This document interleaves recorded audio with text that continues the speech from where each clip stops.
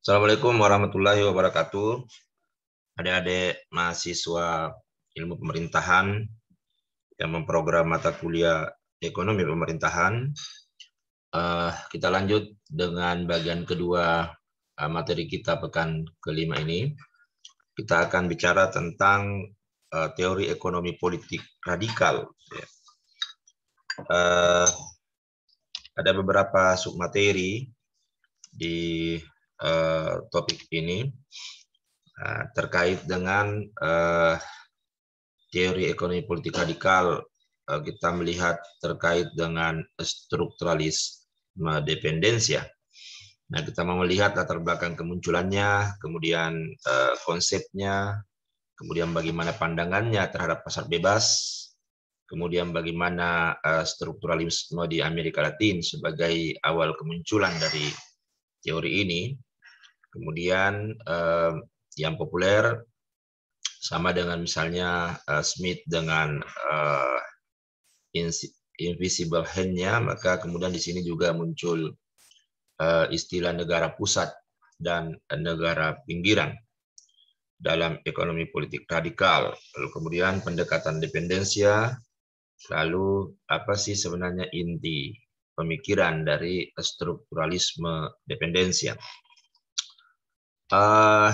Kalau kita bicara teori ekonomi politik radikal ini, bahwa dia muncul di era tahun 60-an di Amerika Latin. Ya. Pencetusnya adalah maraknya kemiskinan yang terjadi di Amerika Latin. Padahal pada masa tersebut sebenarnya boleh dikata hampir seluruh negara itu mengimplementasi paham liberalisme, termasuk di Amerika Latin. Ya. Nah, ada beberapa memang negara yang menjadi kaya dan makmur, sementara beberapa negara lainnya itu tidak mengalami kemakmuran. Malah kemudian di negara-negara berkembang, utamanya di Amerika Latin itu menunjukkan kegagalan dari implementasi paham liberalisme ini. Nah, sehingga itulah yang kemudian melahirkan kemiskinan di Amerika Latin dan mendapat perhatian khusus dari Perserikatan Bangsa-Bangsa. PBB mencoba untuk meneliti apa sih sebenarnya akar permasalahan dari kemiskinan tersebut. Dibentuklah ini The Economic Commission for Latin America yang juga sekarang ini ditambah dengan Caribbean, jadi ECLAC. Ya. Nah, Raul Frebis ini yang kemudian memimpin bertugas meneliti apa yang melatar belakangi kemiskinan dan permasalahan di Amerika Latin. Nah, setelah kemudian mereka meneliti, ya akhirnya kemudian menemukan fakta bahwa terjadi eksploitasi pihak asing yang dilakukan terhadap negara-negara Amerika Latin itu. Ada eksploitasi negara asing. Itu yang menjadi akar kenapa mereka miskin. Nah, eksploitasi ini tentu melahirkan ketidakseimbangan. Ya. Jadi hubungan yang tidak seimbang, tidak adil, itulah eksploitasi. Kalau kemudian hubungannya mutualiskan, bagus. Ya, sama-sama mengalami keuntungan, kalau ada kerugian, sama-sama mengalami kerugian. Tapi ini timpang. Gitu. Nah, ekonomi pasar bebas yang merupakan konsep liberalisme ini ternyata memberikan dampak kemiskinan dan keterbelakangan ya kepada negara-negara berkembang itu. Jadi negara maju mendapatkan keuntungan. Ya, itu. Jadi hasil penelitian ECLA ini lalu memunculkan paradigma baru yang kemudian dikenal dengan istilah ekonomi politik radikal. Nah, di dalamnya terdapat pendekatan ekonomi strukturalisme ketergantungan atau yang biasa juga disebut dengan strukturalisme dependensia. Nah, apa konsep dari ekonomi politik radikal ini? Ya, bahwa ya kemunculannya ini kan akibat dari era liberalisme ekonomi yang pesat ya, di mana tentu di satu sisi tadi disampaikan bahwa ada negara maju yang ekonominya berkembang pesat, tapi ada negara ketiga ya, negara-negara terbelakang itu yang kemudian ekonominya terhambat. Nah, akhirnya apa? Muncul saling ketergantungan antar negara. Itulah imbas. Nah, hal ini berlanjut pada bertambahnya jumlah kemiskinan massal. Nah, sehingga dalam aliran strukturalisme dependensia itu diyakini bahwa faktor utama penyebab kemiskinan itu atau keterbelakangan itu pada negara-negara berkembang, khususnya di Amerika Latin, adalah eksploitasi pihak asing. Nah, eksploitasi ini adalah sebuah pola hubungan yang tidak seimbang, tidak adil. Jadi strukturalisme sebenarnya itu menolak paham bahwa ketimpangan struktural itu adalah sumber dari ketidakadilan sosial ekonomi, seperti yang diyakini neoklasik. Jadi kalau Anda sudah belajar teori ekonomi neoklasik sebelumnya, di situ di neoklasik dikatakan bahwa penyebab ketidakadilan sosial ekonomi itu adalah ketimpangan struktural. Nah, neoklasik juga mengagungkan prinsip kepentingan pribadi, mekanisme pasar, persaingan ketat, dan pengutamaan pertumbuhan dibandingkan pemerataan. Nah, ini makanya nanti kalau kita telisik atau analisis mengenai konteks Indonesianya ya, kira-kira seperti apa? Karena tentu dalam konteks ekonomi Indonesia itu ya bukan hanya pertumbuhan yang diharapkan, tapi pemerataan tentu di seluruh wilayah NKRI. Kemudian selanjutnya bagaimana pandangan struktural itu sebenarnya terhadap pasar bebas. Ya. Jadi kaum strukturalis itu menolak mekanisme pasar bebas. Ya, dia menilai bahwa mekanisme pasar bebas itu inherent justru cenderung menimbulkan ketidakadilan sosial ekonomi. Jadi bagi strukturalis itu ya pasar bebas itu terbukti tidak omniscient dan omnipoten. Ya, ini omniscient kan maha tahu, artinya mengetahui, menyelesaikan seluruh persoalan. Sementara kalau omnipoten ini kaitannya dengan hakikat kemanusiaan. Jadi dia tidak walaupun ada istilah homo economicus, tapi justru bisa melahirkan homo homini lupus ya. Dia tidak self regulating dan tidak self correction. Nah, walaupun ya tentu ada teorinya Adam Smith ya tentang invisible hand, bahwa sebenarnya itu mekanisme pasar kan akan natural untuk keseimbangannya karena adanya penawaran, ada permintaan, tapi kan ya terkadang terjadi kegagalan pasar yang berimplikasi itu tadi eksploitasi, monopoli, monopsoni dan seterusnya. Kemudian selanjutnya adalah bagaimana pasar bebas ini dianggap tidak mampu mengatasi ketimpangan struktural. Dia justru mendorong, jadi mekanisme pasar itu atau pasar bebas itu dianggap oleh kaum strukturalis ini mendorong adanya ketimpangan struktural yang melahirkan polarisasi sosial ekonomi. Jadi ya mungkin juga terjadi di negeri ini ya, ada sekelompok orang yang menguasai lahan, ada sekelompok orang yang income-nya sama dengan ratusan juta penduduk yang lain, itu jadi masalah gitu. Jadi ketimpangan sosial justru semakin lebar dengan adanya pasar bebas. Ya, jadi pasar bebas menjadi konsep yang mempergang integrasi sosial dan persatuan nasional. Itu pandangannya strukturalis dependensia dalam konteks ekonomi radikal ya.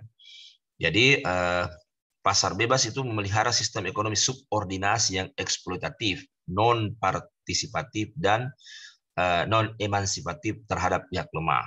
Ya, karena itu tadi ya semua diserahkan kepada mekanisme pasar. Dan negara seminimal mungkin atau kalau perlu tidak masuk ya. Jadi ya strukturalis ini tidak hanya menolak pasar bebas, dia juga menolak konsepnya Smith ya, invisible hand. Ya, kalau kemudian kita lihat bahwa ya tadi bahwa invisible hand itu adalah keseimbangan pasar, mekanisme pasar yang natural karena adanya permintaan dan penawaran ya. Ini ada tangan-tangan Tuhan menurut Adam Smith. Tapi akhirnya kemudian kaum strukturalis ini meyakini bahwa prinsip kepentingan pribadi ditambah perilaku manusia sebagai homo economicus itu justru mendorong tindakan yang homo homini lupus. Bisa menjadi serigala bagi yang lain, yang lemah, dan seterusnya. Sehingga asumsi neoklasik terhadap invisible hand-nya ini Adam Smith itu justru itu mengarah pada imperfect hand. Jadi ada tangan tidak sempurna, jadi mengacaukan sistem ya. Atau ya the dirty hand, ada tangan-tangan kotor gitu. Ada pelaku-pelaku tidak bermoral di situ yang akhirnya mengacak-acak kehidupan sosial untuk kepentingan dirinya dan kelompoknya. Kira-kira gambarannya untuk strukturalis ini ya. Nah, akhirnya kemudian ini bisa melahirkan ya pandangan tertentu terkait masalah dan rintangan negara berkembang. Jadi ini begitu populer karena ada banyak negara-negara miskin pada saat itu yang akhirnya meyakini bahwa betul juga ini bahwa ada faktor eksploitasi, ada faktor eksternal yang mempengaruhi mereka sehingga mereka miskin, melanggengkan kemiskinan mereka. Nah, sehingga ada beberapa asumsi dari kaum strukturalis ini terhadap perekonomian negara berkembang. Nah, pertama, struktur perdagangan luar negeri di negara-negara berkembang itu khususnya Amerika Latin itu tidak mengalami perkembangan, tidak banyak berkembang. Mengapa? Karena mereka lebih berperan sebagai pengekspor komoditas primer dalam bentuk bahan mentah ke negara industri. Nah ini nih, jadi dia betul-betul hanya menyediakan bahan mentah. Nah harusnya kan kemudian, kalaupun dikirim itu berarti itu harus barang setengah jadi. Jangan betul-betul mentah. Kalau dia mentah pergi datang jadi dibeli lebih mahal, itu kan akhirnya merugikan luar biasa bagi kepentingan nasional ya. Kalau perlu ya mereka bawa teknologinya ke negara berkembang.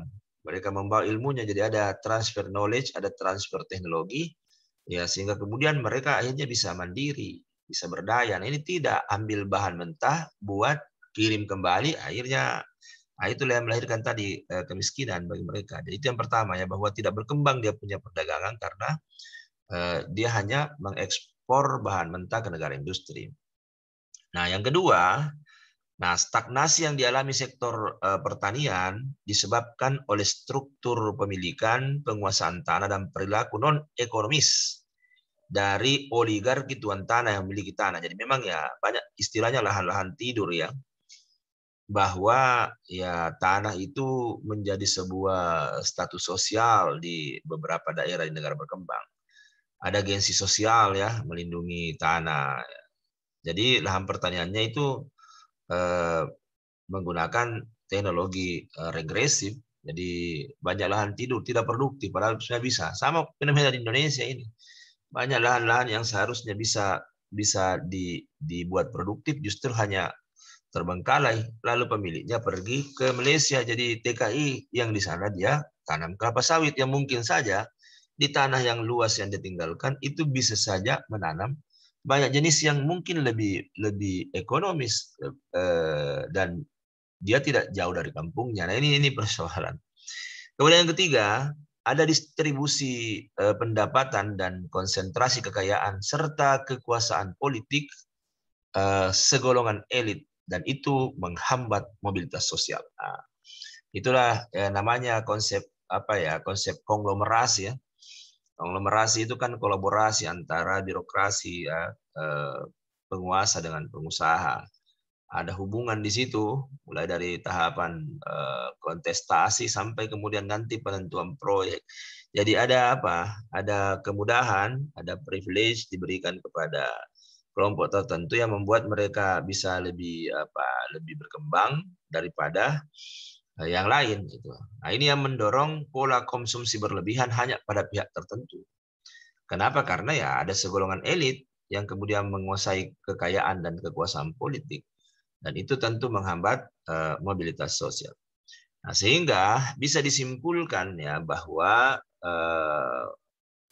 kalau kemudian kaum strukturalis itu menganggap ekonomi pasar bebas dunia itu berimbas negatif pada sosial ekonomi masyarakat.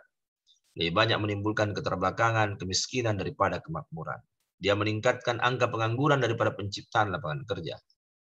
Dia menimbulkan ketimpangan daripada pemerataan. Nah, itulah simpulan-simpulan dari pandangan kaum strukturalis terkait ekonomi pasar bebas. Kemudian selanjutnya bahwa pemikiran kaum strukturalis ini berupaya mengoreksi dan menolak asumsi-asumsi dasar dari ekonomi pasar. Dia menunjukkan kelemahan ajaran ekonomi neoklasik yang dianggap parsial. Nah, apa yang menjadi kelemahan menurut kaum kaum strukturalis itu bahwa kegagalan pasar dan ketidaksempurnaannya itu di dalam hal menghubungkan makro dan mikro ekonomi. Nah, ini yang membuat ekonomi neoklasik yang menitik beratkan pada mekanisme persaingan pasar bebas gagal mengatasi adanya ketimpangan struktural. Jadi bagaimana mengharmonikan makro dan mikro ya sehingga kemudian dia bisa melahirkan keseimbangan itu tidak berhasil dilakukan oleh pandangan neoklasik. Nah, keterbelakangan negara-negara berkembang termasuk negara Amerika Latin utamanya ya, penyebabnya adalah mereka secara tidak sengaja terkoneksi dengan sistem ekonomi dunia yang kapitalis dan liberal. Sementara kondisi ini menempatkan mereka menjadi negara pinggiran, negara periferi dalam bahasanya strukturalis. Dari negara kapitalis itu, dia ditempatkan sebagai negara pinggiran yang tadi hanya ekspor bahan mentah. Kalau begitu datang lagi mereka mengeruk sumber daya alam dari negara-negara berkembang, bawa ke negara maju, diolah secara industrialisasi, kembalikan produknya ke sana, dia beli lagi mereka, jadi sebuah mata rantai kemiskinan terjadi. Nah, ada istilah populer ya dari teori ekonomi politik radikal ini, ada istilah negara pusat dan negara pinggiran. Nah, jadi kaum strukturalis ini membagi atau mengatakan bahwa dengan adanya pasar bebas liberalisme itu terbentuklah dua jenis negara. Ada negara-negara pusat, ada negara pinggiran. Di mana negara pusat itu adalah negara maju dan negara pinggiran itu negara berkembang yang miskin. Nah, kalau kita lihat gambarnya seperti ini, jadi ada negara maju. Jadi memang kelihatannya negara maju itu yang katanya negara donor ya, memberikan modal, sebenarnya itu dia menjaga agar kemiskinan itu langgeng sehingga mereka dia dapat keuntungan dari hubungan itu. Ya, tidak ada pemberdayaan sebenarnya, memberdayai saja ini ya. Memperdaya saja kelihatannya ya, bahwa kelompok negara maju ini sebagai negara pusat akan menikmati kemakmuran. Nah, negara pinggiran ini, negara berkembang ini mengalami keterbelakangan dan ketergantungan. Nah, kenapa? Karena industrialisasi tidak merata.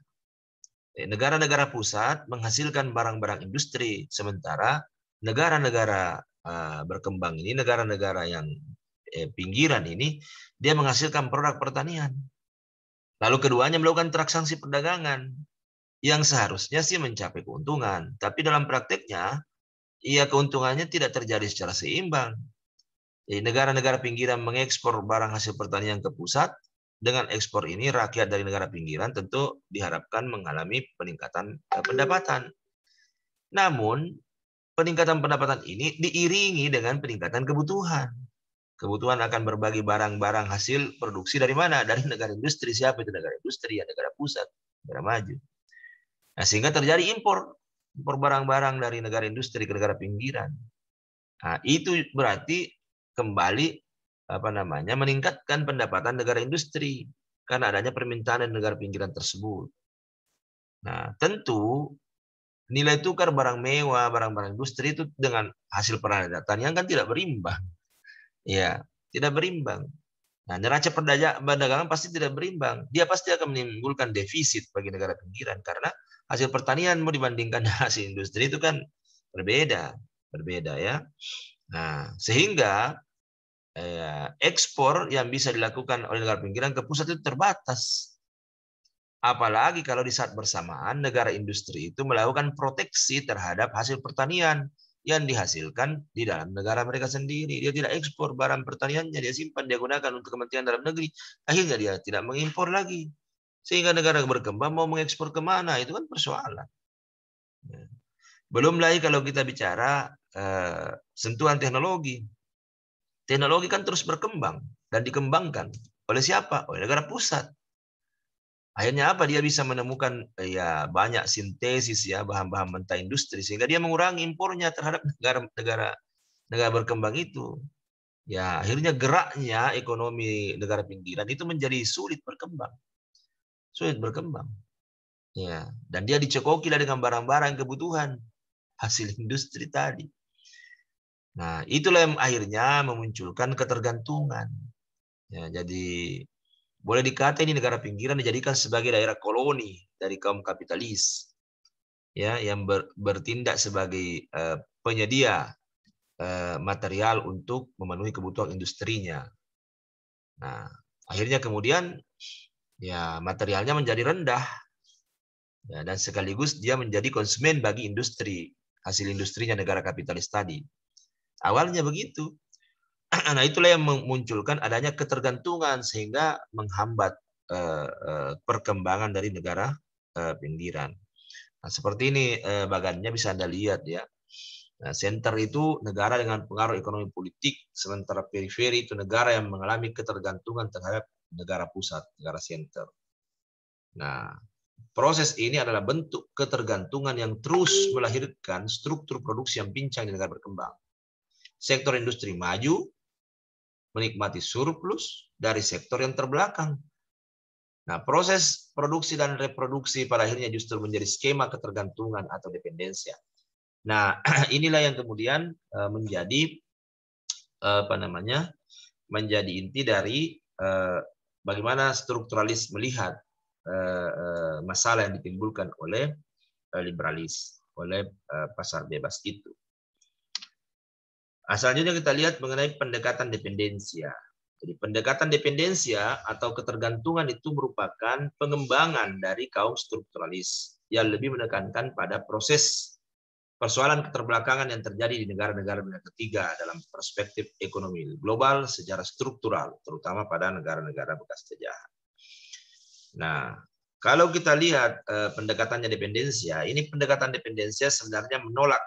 Ya, jadi dia menolak adanya teori modernisasi yang menuduh bahwa keterpurukan pembangunan yang terjadi di dunia ketiga itu lebih disebabkan faktor internal dari negara-negara dunia ketiga yang buruk.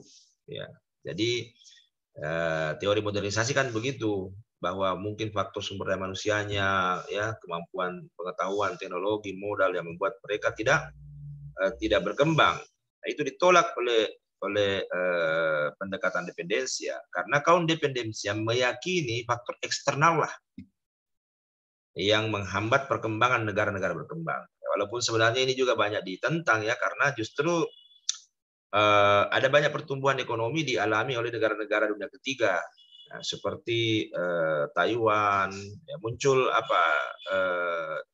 new industrializing countries, negara-negara industri baru ya, Taiwan, Korea Selatan, Singapura, Hong Kong, itu dia melepaskan diri dari ketergantungan dengan memanfaatkan kekuatan dari faktor internalnya, tapi itu tidak seberapa, masih lebih banyak yang kemudian tidak berdaya keluar dari keterbelakangannya. Nah, walaupun demikian tentu pendekatan dependensia ini tetap dianggap memiliki peran penting karena dia mampu menggambarkan kondisi di banyak negara dan mampu menyumbang pemikiran dalam teori-teori pembangunan. Ya, teori dari ekonomi politik radikal. Jadi kesimpulan kita bahwa inti pemikiran strukturalisme dependensia dalam konteks ekonomi radikal, ekonomi politik radikal adalah bahwa menganggap adanya ketimpangan dari negara berkembang dan negara maju adalah akibat industrialisasi yang tidak merata, sehingga menimbulkan ketergantungan negara berkembang, negara periferi terhadap negara maju, negara pusat. Nah, apabila negara terbelakang ini ingin mencapai kemajuan, dia harus melakukan industrialisasi. Langkah industrialisasi bisa diawali melalui pengembangan industri barang substitusi impor. Nah, pemerintah harus mengambil peran dalam pengembangan ini dengan memberikan subsidi kepada industri yang sedang berkembang sehingga dia bisa meningkatkan kapasitasnya, dia bisa meningkatkan daya saingnya. Nah, itu. Jadi dua teori ekonomi politik yang kita bahas pekan ini menunjukkan ide-ide yang kontras, yang berbeda, ya. Tadi di bagian pertama kita bahas mengenai neoliberalisme. Nah, ini radikal. Jadi seperti dua hal yang saling bertolak belakang, dia menyebabkan sesuatu yang buruk menurut pandangan teori ekonomi politik radikal, perdagangan atau pasar bebas itu. Oke, baik adik-adik, saya sudah menjelaskan lagi secara minimal apa yang kemudian seharusnya disampaikan untuk pekan ini untuk materi ekonomi politik radikal. Saya berharap kedalaman, keluasannya itu merupakan tanggung jawab bersama, termasuk Anda baca literatur, lalu kemudian kita pertemukan di kelas. Ya, itulah hakikat belajar. Jadi bukan hanya monolog dari saya, karena tentu terbatas kalau hanya dari saya. Baik, terima kasih. Assalamualaikum warahmatullahi wabarakatuh.